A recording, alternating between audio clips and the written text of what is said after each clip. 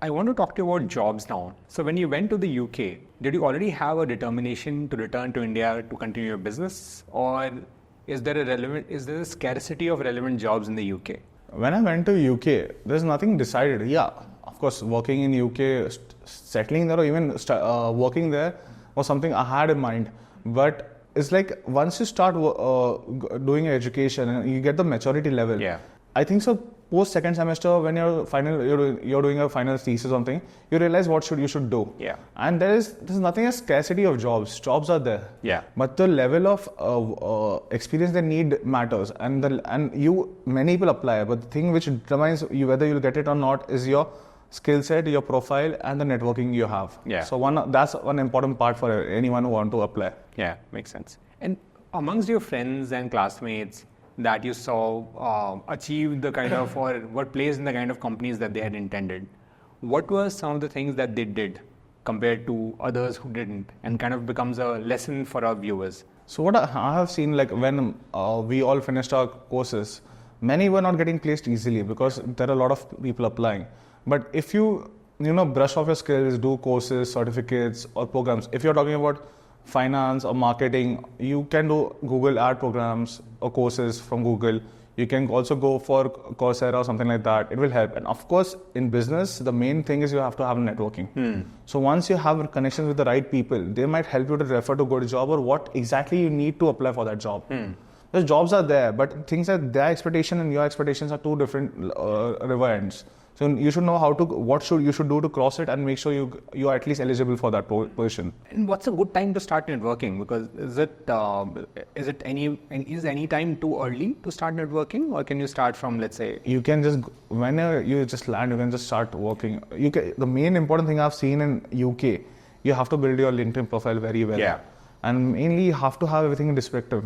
Like once you apply for any position, people will check your LinkedIn. They'll go through your LinkedIn. They'll see what skill set you have. So it is a whole you in a short form for a person who's recruiting you to see what exactly you are. Yeah. So LinkedIn skill set is very important, and how to add more points to your LinkedIn profile by doing this or XYZ course. So that's very important. You mentioned you were part of one of the events committees in the college in University of Hertfordshire. Yeah, so basically when I went, it was basically COVID time. Yeah. So starting 3 months, we anyway had to stay home indoor. We had a hybrid type of education. But post that, when our second semester started, we got more involved towards the student union. So every university in UK has student union which is independent from the university. So it's not related to university, but it's an independent body which is there to welfare for students and to keep students engaged. So I got involved with the business society, Indian society, and other societies, which helped me get more knowledge, work in coordination with the university, and it helped me a lot. So it was because of that my time went very easy over there. So that was a very important part. Got it. Obviously, that helped you not only gain more experience, stay busy, but also reduce your cost because of the $1,000 scholarship. Did you also pursue any part-time jobs, or was there no time for that? And what is the part-time job situation like for incoming students? So part-time job, see, the main issue what I have seen, when you go from here, the part-time jobs you expect to do, you won't get that. The part-time job over there are very different. And people over there don't care what job you do. Yeah. Because in India, if you're working at doing this, people might judge you. But over there, everyone does everything. Yeah. So even if you're a manager at a McDonald's or any other food outlet, even you have to do everything. Yeah. So I did work over there. I was working in a nightclub for 2 months. Post that, I was working in a catering department for a hospital. And post that, I was doing deliveries on my own. So these were the 3 jobs I did in UK. Got it. While we're on that topic, what kind of jobs are available in general for graduates of Masters in International Business in the UK? So once you finish a Master in International Business, you have to make sure which stream you want to pursue. So you can go for marketing jobs, you can go for finance job, you can go to operations, and you have even supply chain and logistics.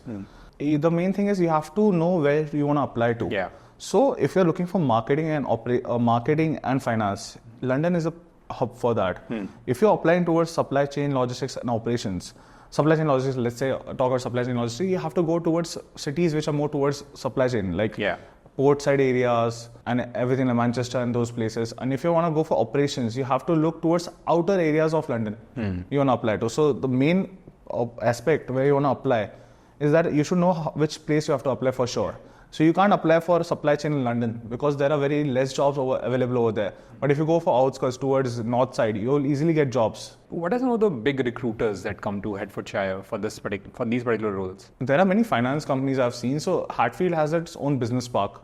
So it's named Hatfield Business Park. So there are many companies which are placed over there and they come to recruit every year. So I didn't apply much over there, but there are, I guess, roughly 60 to 70 companies coming in every year to recruit. So that one point is there. Got it. And for logistics, which are some of the big recruiters besides finance and for operations? So logistics, you can say Amazon is there, Ocado is there. There are many companies. So even you can work with the Post, UK Post, the Royal Mail. I see. Yeah, so you can apply there also.